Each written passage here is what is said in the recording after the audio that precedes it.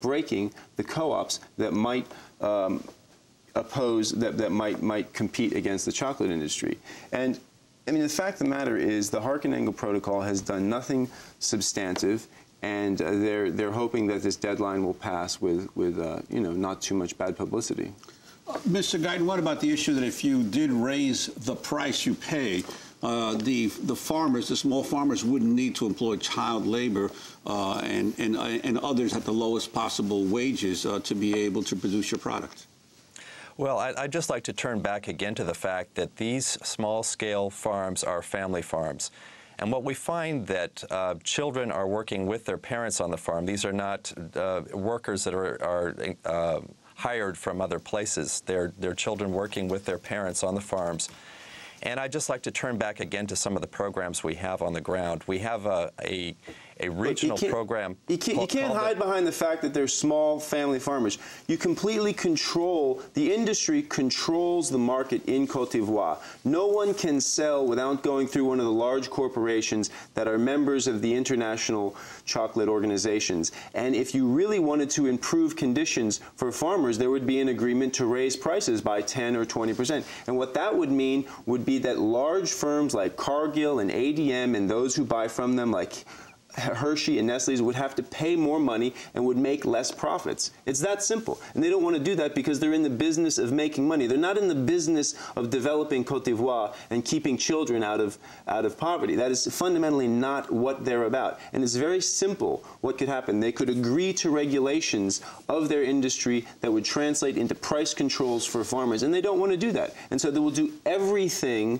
except that, because what they are about is fundamentally making as much money as they possibly can off of the people of Cote d'Ivoire. And if that forces independent farmers to take their children out of school, as happened again and again, and exploit them and work them, so be it.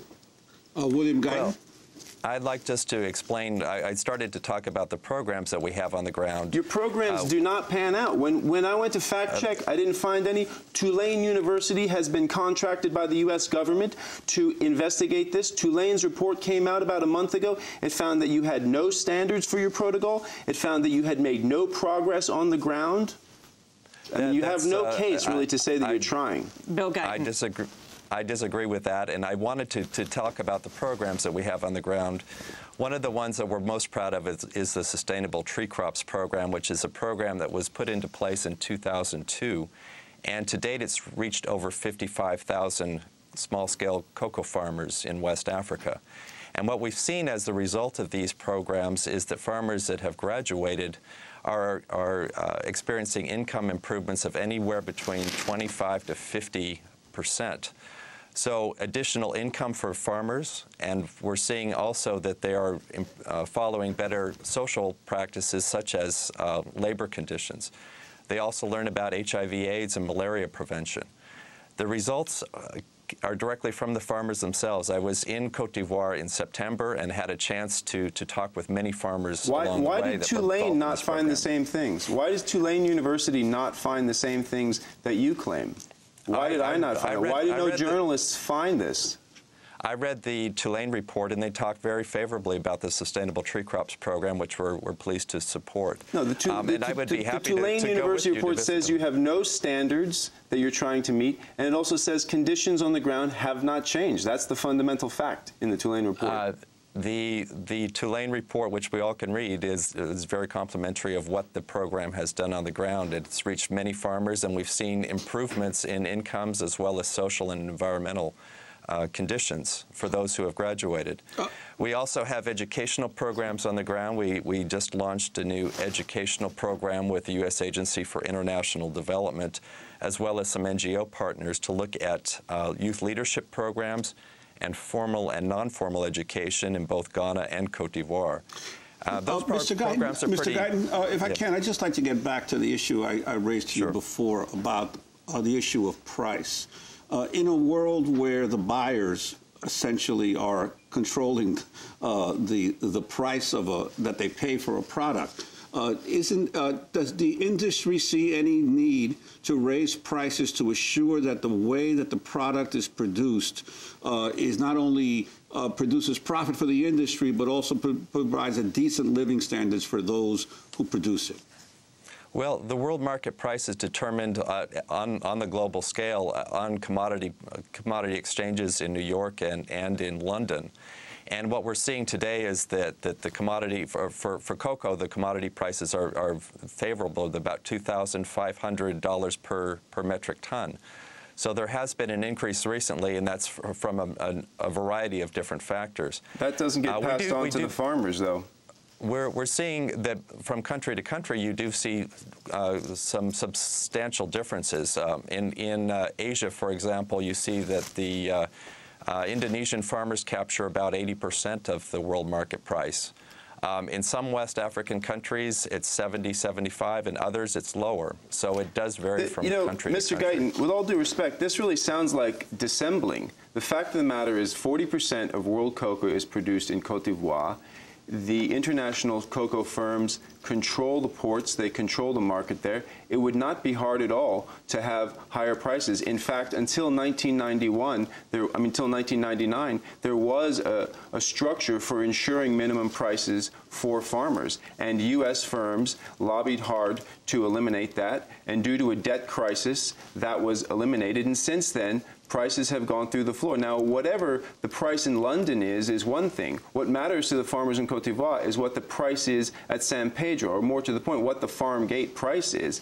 And unless you guys make an effort to pay higher prices, that's not going to happen. And we have to be realistic. They don't want that to happen. And that's why, this constantly referring also, there needs to be some accountability. You can't just consistently say, oh, we partner with these NGOs. We partner with these NGOs. What NGOs? The only NGO that the International Cocoa Initiative's single employee in Ivory Coast would send me to was Messad, an orphanage where the head of the orphanage said only a handful of children from the cocoa sector had been there. This is hardly an education program for farmers. This is hardly some sort of social welfare program. I mean, there's nothing that you can point to, but yet you continually just roll out these claims that you're partnering with this group, you're partnering with that group, and usually you don't even mention the groups. I'll mention the groups right now because apparently you didn't meet with them when you were there. We partner with the U.S. Agency for International Development, and the program, the Sustainable Tree Crops Program, is being implemented by the International Institute of Tropical Agriculture. It's an organization with headquarters for this program in Accra, Ghana.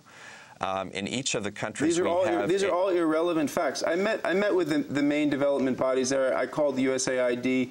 What you described does not obtain on the ground in Côte d'Ivoire. What happens in Côte d'Ivoire is there was a war in 2002 to 2004. It's one of the most corrupt governments in the world. Farmers live at the end of beat-up dirt roads. To get their cocoa out, they have to pass through checkpoints of armed men who tax them.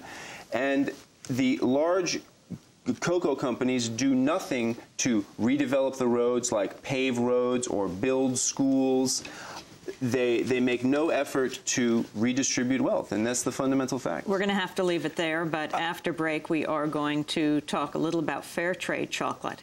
I want to thank Christian Parenti, joining us, correspondent for The Nation. His piece on chocolate's bittersweet economy appears in the cover of Fortune magazine with photographs by Jessica Dimmick, and we are showing those photographs, which people can see online at democracynow.org. Bill Guyton has been with us in Washington, president of the World Cocoa Foundation.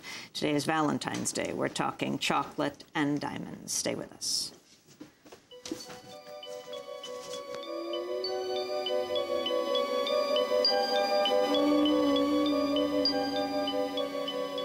Diamonds are forever.